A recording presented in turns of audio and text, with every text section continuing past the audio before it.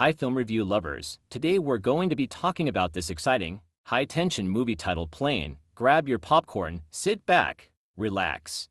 Spoiler ahead, the film kicks off in Singapore, where we meet Captain Brodie Torrance, played by Gerard Butler.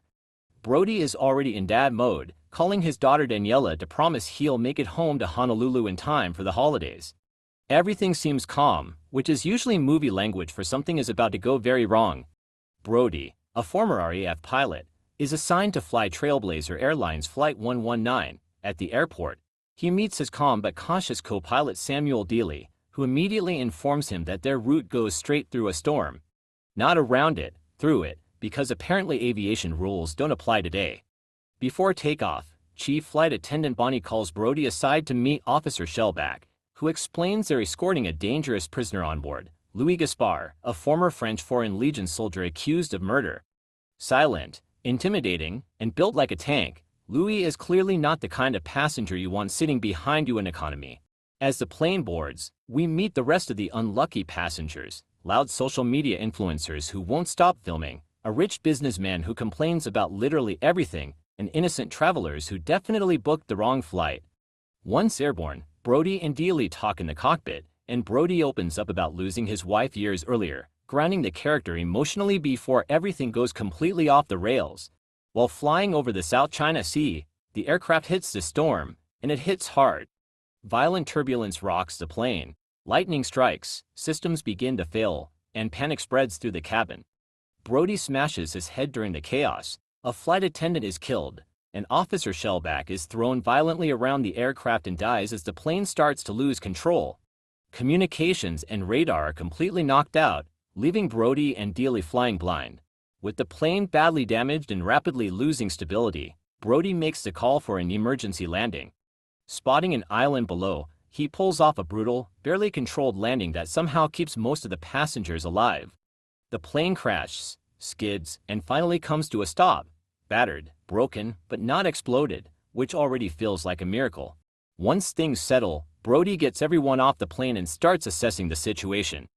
That's when he and Dealey realize the terrifying truth: they've landed on Holo Island, an area known for violent separatists.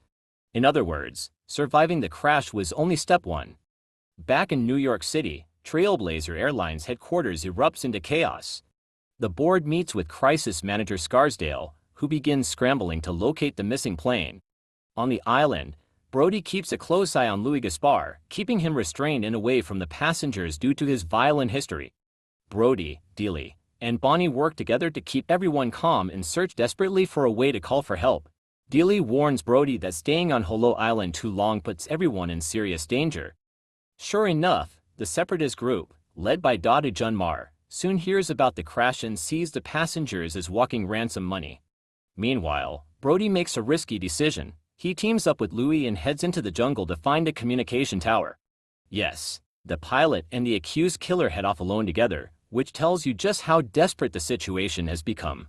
Back in Honolulu, Daniela's aunt breaks the devastating news to her that her father's plane has gone down, raising the emotional stakes even higher.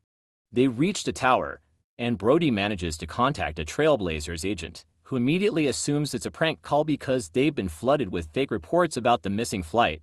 Before the call can go anywhere, Brodie quickly manages to contact Daniela, reassuring her that he's alive. The moment doesn't last. A rebel suddenly attacks Brodie, and a brutal fight breaks out. Brodie manages to kill the man, and while searching the building, he and Louis discover that the rebels have been using the tower to torture victims and record ransom videos. This isn't just a hostile island, it's a nightmare. The two rush back toward the plane, only to find out they are too late. Junmar and his men have already arrived. A Korean woman tries to escape and is shot on the spot. Her husband is then brutally decapitated in front of the others. The remaining passengers are taken hostage while Brodie and Louis stay hidden. After the rebels leave, the two overpower a remaining guard and learn that Junmar is taking the hostages to a nearby village. Without hesitation, Brodie and Louis decide to go after them. As they head toward the village, Junmar begins recording a ransom video, forcing terrified hostages to state their names and home countries. Back on the island, the private military rescue team finally arrives, but they find the crash site empty. All that's left are the bodies of Shellback and the flight attendant, along with a message Brodie left behind. Brody and Louis attack the village, killing several rebels and freeing the hostages. The passengers are loaded onto a bus, while Brody stays behind to buy them time. Junmar and his men beat him down and prepare to execute him, but at the last second, the military team storms in and opens fire. In the aftermath, Junmar finds his brother among the dead, making the conflict deeply personal and driving him even further into revenge mode. The survivors make their way back to the plane, but a new argument breaks out at Trailblazers HQ over whether Brody should even attempt to fly the heavily damaged aircraft.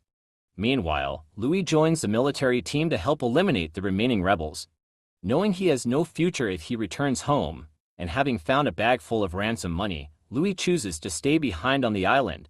With most of the rebels taken out, Brody and Dealey work together to get the plane airborne one last time.